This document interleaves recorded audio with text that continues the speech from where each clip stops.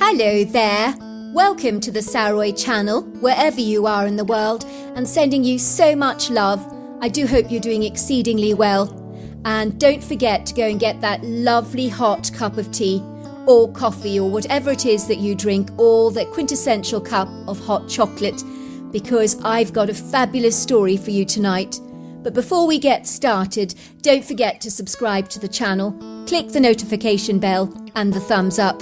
And let's get started with tonight's story. Dear Sarah and all your lovely listeners, my name is Heathcliff and I was born and raised in London, England, in the highly esteemed Knightsbridge area, which is a very affluent, wealthy part of London. I was raised with the quintessential advantages that wealth and privilege bring to the table, and I was very fortunate and privileged to attend some of England's finest schools while acquiring my law degrees at Oxford University. My demure father is a true Londoner, but my mother is from the Big Apple, so I am half American. My soft-spoken parents are both incredibly reserved, introverted and self-contained and very private people who find it exceedingly difficult to express their emotions. And although growing up I knew that they loved me based on their actions, these feelings were never articulated into words. As a result, I grew up to become equally as inhibited socially, somewhat self-effacing and rigidly reserved like many of my parents. Some people consider that snobbish, but I assure you it's not the case. I would describe myself as a self-reliant, independent person who has chosen by choice never to marry or to have children, which may change one day when I become a lonely, embittered old man. And by the way, that's meant as a joke. All these years I have been nursing a deep, dark secret that no one in my immediate circle of friends is privy to knowing, nor is it something I would be desirous to share with anyone, not even like-minded people like myself. That is how extremely private I am. I have developed a secret passion for the mysterious critter often referred to as Bigfoot, Sasquatch or Yeti. So intense and extreme was my inquisitiveness in regard to this matter that I spent hours of my time researching the subject in secret. You could say it was my own shameful, adulterous affair. Was it really possible that a huge humanoid critter like this could indeed be roaming the forests of North America and Canada? And some say there have even been sightings here in England, but few are willing to share their incredulous stories because the ridicule and disbelief would be great, and the scoffers many. I am one of those people that has never trusted the news media, nor have I ever taken anything at face value, because there are too many people out there with their partisan, biased agendas hoping to influence us one way or another into their way of thinking. So I pride myself on seeking after the truth and not being influenced by the opinions of others.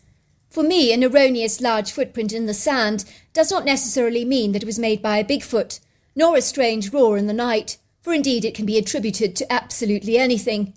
I'm possibly the greatest skeptic of them all, but I'm the kind of cynic that is only too happy to be proved wrong, especially in regards to the matter of Bigfoot, because I want to believe that he exists. It would make our planet one hell of a more interesting place, if indeed he did. Did you know that as far as the International Tourism Board is concerned, about 95% of America is completely unexplored or underexplored, as so many of the country is off the beaten path?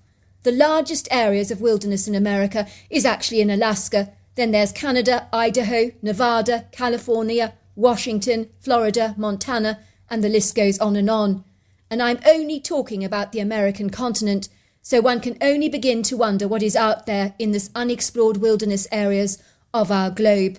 So with a hankering to find out answers in regards to the Bigfoot phenomenon, I chartered a small plane on several different occasions and was dropped in a variety of remote, isolated and unexplored locations of North American wilderness not frequented by humans that was usually so rugged it was almost physically impossible for the plane to land safely. It would seem that on all those occasions where I spent camping and hiking in the wilderness terrain, I yield no fruitful results as far as an interaction with Bigfoot was concerned, although I did encounter bobcats, cougars, grizzlies, and the list goes on. But that's a whole nother story. Naturally, it left me feeling bitterly disappointed and wondering whether Bigfoot really was just a mythical critter of legend brought to life by many well-meaning people who wanted to believe that Bigfoot was real. Then one day my luck changed quite considerably. My plane was able to drop me in an open clearing, and I made swift arrangements to be picked up in the same spot the following week. As per usual, I was exceedingly hopeful that this camping expedition would be different to all the others, and that somehow I would encounter some evidence of Bigfoot activity, for I am always mindful to be skeptically optimistic. So there I was in the heart of the American wilderness, but I want to keep this particular location strictly private for obvious and personal reasons. At this particular juncture, I was surrounded by rugged outcrops, sheer cliff faces, treacherous mountainous terrain, unique and exquisite rock formations, secluded beautiful lakes, and very thick dense forest, and I honestly had no idea what to expect, but I knew that I was in an area that could potentially be exceedingly dangerous, with wild animals loitering around, like bobcats, cougars, mountain lions and bears, all which I have had to encounter before. So armed with my backpack, a rifle and a machete, I cut my way through the laborious thick vegetation, but before long I didn't need to use my machete at all. I was exceedingly fortunate to come across wooded areas with large, wide open trails, lots of deer scat, along with silvery lakes and streams, which is exactly what I was looking for, because I was always searching for food and water sources, which are the prerequisites for survival. I tried to look at a location through the eyes of the critter, and I asked myself, if I was Bigfoot, would I be comfortable living here? When it comes to searching for Bigfoot, I was not planning to go exploring, trekking or hiking for many long miles. The whole idea was to camp somewhere for many days, in the hope that I could get the Bigfoot to come to me, not the other way round. I believe that is a classic, quite profound mistake commonly made by many people. If these critters are indeed real, and they possess human-like characteristics, then they're almost certainly as curious and inquisitive about us as much as we are about them. I hoped that my presence in the area would be alluring enough to attract the curiosity of Bigfoot, if they did in fact exist. As I ventured through this exquisite wooded area, it wasn't unlike many of the more regularly frequented forests many people visit every year in North America. It was exceedingly beautiful indeed, but with huge mature trees that were clearly hundreds of years old, that towered into the sky like majestic, imposing skyscrapers. Many of them were quite literally swathed in carpets of the most resplendent, verdant, rich moss that hung from the tree in delicate green sheaths. The curvaceous tree branches crisscrossed each other from a great height, providing a glorious umbrellaed canopy above my head, where prisms of light twinkled through the branches, dappling the floor in a very pretty ethereal luminescence.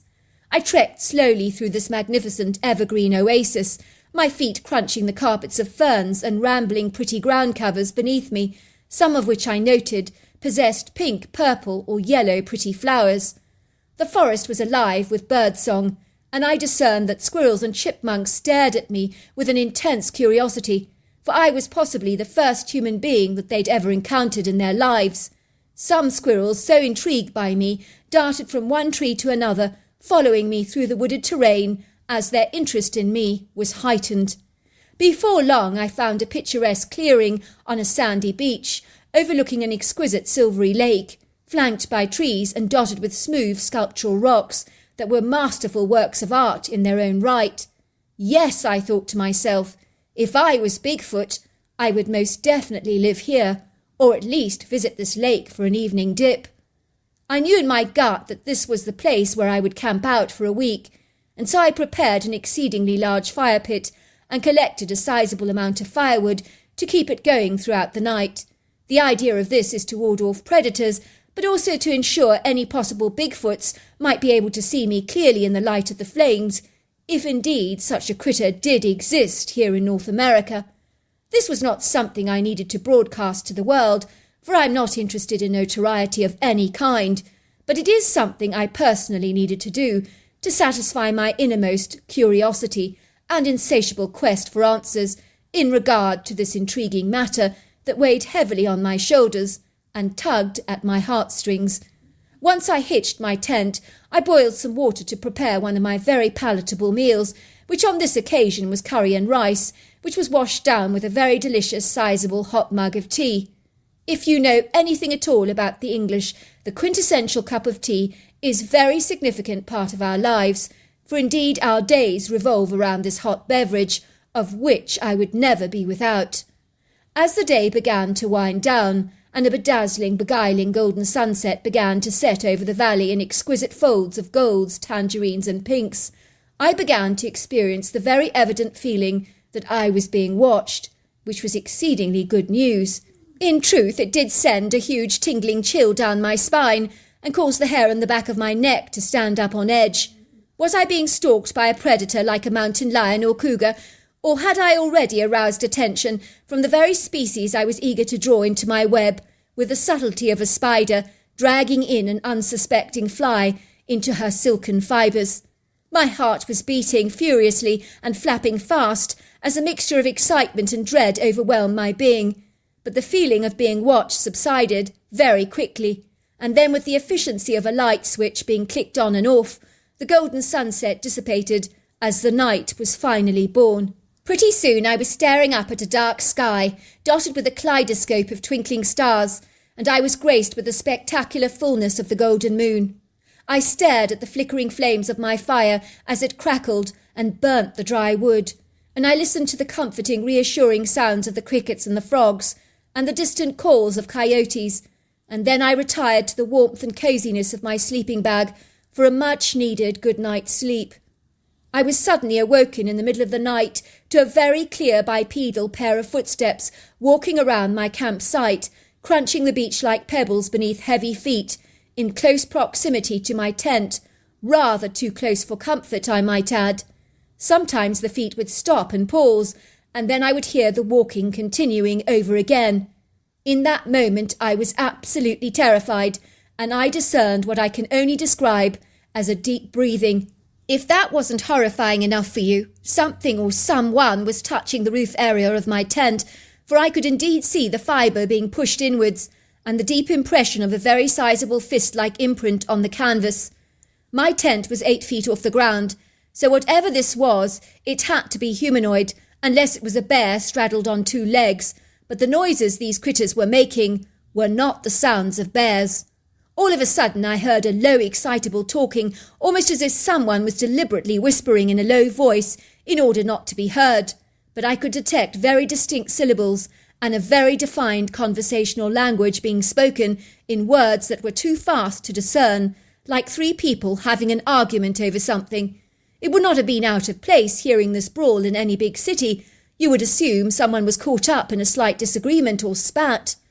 I crept ever closer towards my tent, and as quietly as I could, I unzipped the zipper and peered out of the opening. My heart was beating thunderously at this point, so much so that I could feel the vibrational thuds in my chest and actually hear the distinct audible beats. And even my fingers were trembling, and my mind was whirling and spinning like a washing machine on full cycle, for my thoughts were scattered all over the place. All I could think was, what the heck is going on out there? That was when I saw 3 giant-like humans, 2 with their backs facing away from me, and 1 turned at a right-degree angle. They were talking together, using very expressive hand gestures and vigorous head nods, and then suddenly, as if feeling my eyes upon them, the conversation immediately stopped, and everything went very still, and then all 3 heads turned to face in my direction, and those were the longest seconds of my entire life, for I have never felt such a paralysing, disabling fear as I felt in that moment.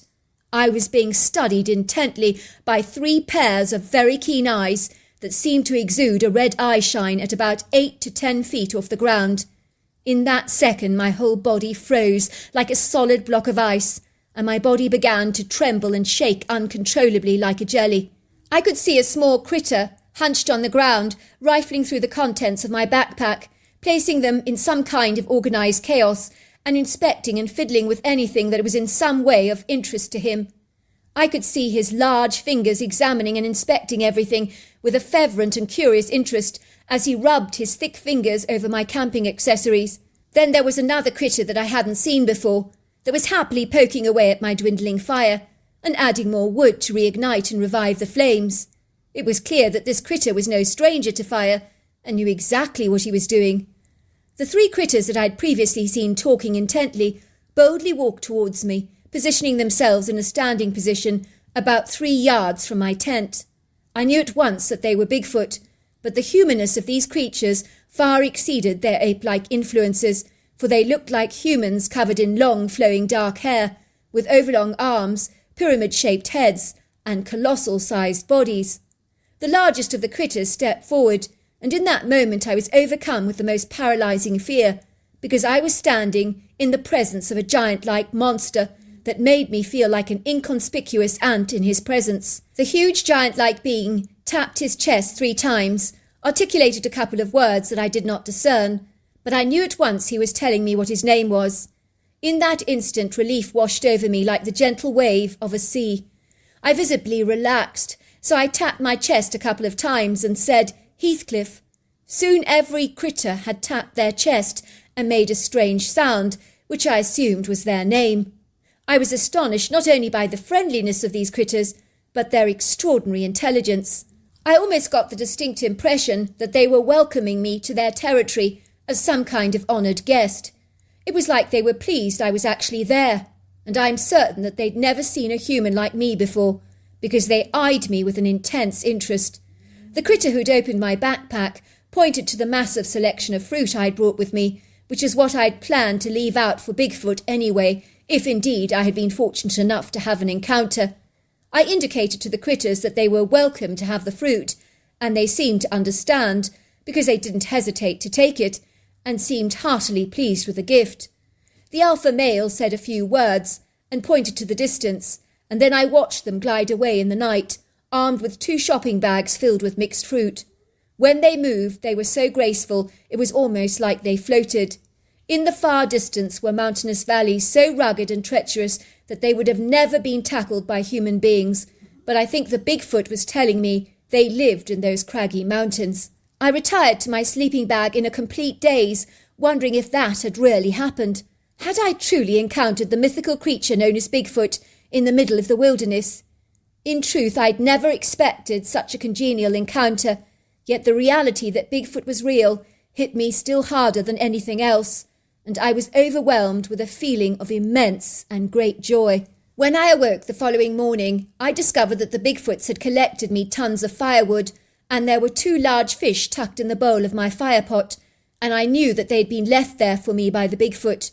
Every morning I would watch a large female Bigfoot with sizable breasts playing in the water with about 5 little Bigfoot, all of whom were under 4 foot tall and were clearly juveniles.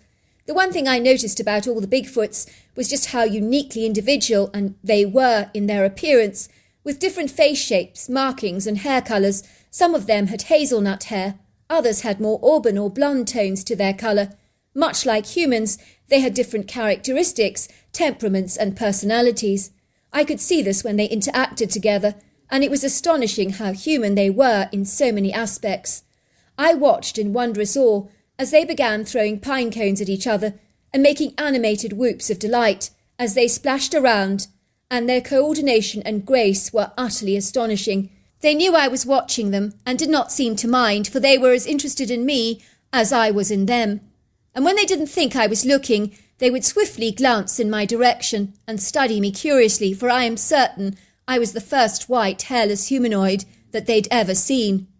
In the days that followed, I saw the Bigfoots in the early morning and late night, and the mellow, gentle alpha male would come to my tent and pat the roof with his fingers to get my attention. I would climb out of my tent as 3 Bigfoot would be standing there yards away from me. In his hands the alpha male always held a couple of sizable fish which he handed directly to me, and I accepted with a thank you. Sometimes it was a leg of a deer or a hog, but they always brought me something and were so friendly. I enjoyed the fresh meat every day and cooked it over the fire pit, and it was delicious. The critters seemed intent on protecting me. I hadn't noticed this at first, as they appreciated my vulnerability and lack of skill in their territory, so they would leave me, one of the Bigfoots, to attend to my fire during the night while I slept, and to stand guard over me. On occasion I would hear the Bigfoot on guard duty growl and roar aggressively when a predator like a bobcat approached my camp. The roar from the Bigfoot was infinitely more terrifying than the roar of a lion. They had the tonal capacity to cause my chest to reverberate, and even for the ground to shake. I think the lake was a drawing card for many animals, but they invariably scuttled away upon encountering Bigfoot. For indeed, with my very eyes, when I heard a raucous commotion outside my tent one night, I crawled out to investigate what was going on, and I was to witness a curious grizzly bear scouting my campsite. But upon seeing the angry Bigfoot, he scuttled away in fear, without even attempting to challenge the critter. I've never seen a grizzly intimidated like that before, which is why I'm certain that the Bigfoot is the apex predator in these parts, respected by all the animals, including the grizzly bear himself. On one occasion, the alpha male had a huge deer slung over his shoulders like a sack of potatoes, as if it weighed nothing. I remember thinking how tiny the deer looked in his humongous shoulders, for there are no words I can use to ever express the girth, width, and mass of these critters, for every part of their gargantuan bodies is solid muscle. I think they could easily lift a car without breaking a sweat, for such is their strength, power, might, and loftiness. Although I spent a week at the camping site, my interactions with the critters were at best random and brief, but memorable and special at the same time. And although friendly and welcoming, they were elusive creatures by nature. Yet every interaction I had with the critters was always warm and convivial, and they seemed so determined to make me feel welcome. I felt like an invited special guest, and it was almost as if they regarded the land, the mountain, and the lake as all their territory. On my last night, they knew I was going. This has left me to conclude that they have some kind of telepathic ability, or sixth sense if you like. For indeed 15 Bigfoot gathered around my camp, tapped their chest 3 times, and told me their names. They said something I couldn't understand, but in my mind it was like I heard these words in my head. I know it sounds weird and outlandish, as this is something that I still struggle to get my head around today. But this is what I heard. We're delighted to have had you as our guest, and would wish you well on your journey back home. And I hope your visit has been of a pleasure, and you have found what it is you are seeking or searching for. The alpha male presented me with the most beautiful large emerald, and then they all glided away, leaving me staring at the jewel in disbelief and wonder. I mean, this is an emerald we're talking about. Had I rarely heard those words in my head, or was it in my imagination? But it had seemed so real. I had come here for what I was searching for. I'd found the answer to my question, that Bigfoot was real. Now my quest was finished. The itch had been scratched.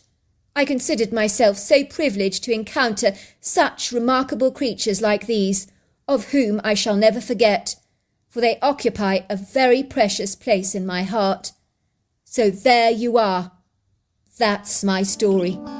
Wow, that was the most phenomenal story. Thank you, Heathcliff. Until next time, goodbye and good night.